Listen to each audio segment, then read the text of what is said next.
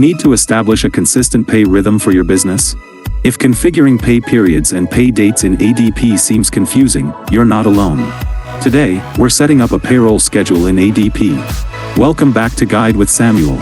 Let's break it down. A payroll schedule defines how often you pay employees, weekly, bi-weekly, semi-monthly, and the specific dates they'll be paid. Step 1. Find the payroll setup section. Navigate to your ADP settings or setup menu. Look for Payroll Schedule, Pay Groups, or Pay Frequency. Here, you can create new pay schedules for different groups of employees.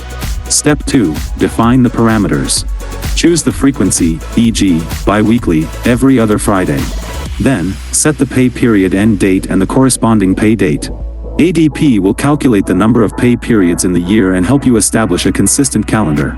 And that leads to my crucial pro tip: consider state pay frequency requirements. Some states have minimum pay frequency laws, e.g., requiring semi-monthly pay for certain workers. Before finalizing your schedule, check your state's labor laws to ensure compliance.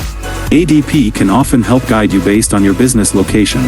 So, just like that, you can establish a predictable payroll calendar. A well-planned schedule goes a long way in managing cash flow and meeting employee expectations.